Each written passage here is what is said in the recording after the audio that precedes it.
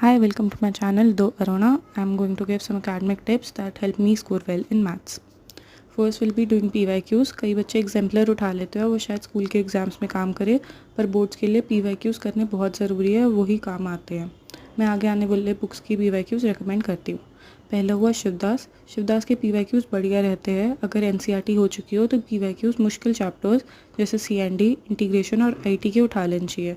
उसके अलावा mid term के बाद वेक्टर और 3D के भी कर लेने चाहिए।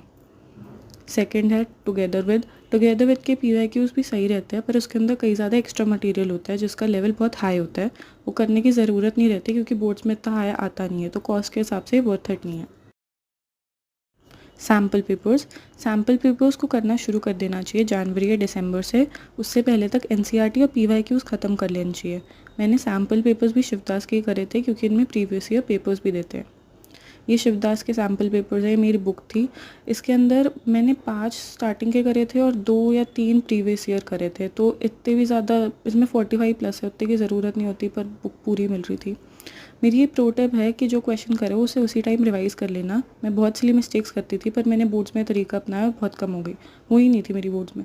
सेकंड है, अपने आप को ओवरलोड मत करना। अगर मैथ्स की ट्यूशन है तो उसके असाइनमेंट्स करो, NCERT करो बस, लेकिन जिन चैप्टर्स में डाउट है उनके PYQs कर लो। और जनवरी या दिसंबर से SQPs कर लेना। अभी मेहनत कर लेना। कई बच्चे CUET को मेन मानकर करते नहीं हैं, पर CUET में मैथ्स के बेसिक्स बहुत ज़रूरी है और कई क्वेश्चंस नंबर्स बदल के आ जाते हैं। मैं एक फॉर्मूला शीट भी डाल रही हूँ कमेंट्स में, अगर चाहिए हो तो प्लीज़ चेकआउट करना।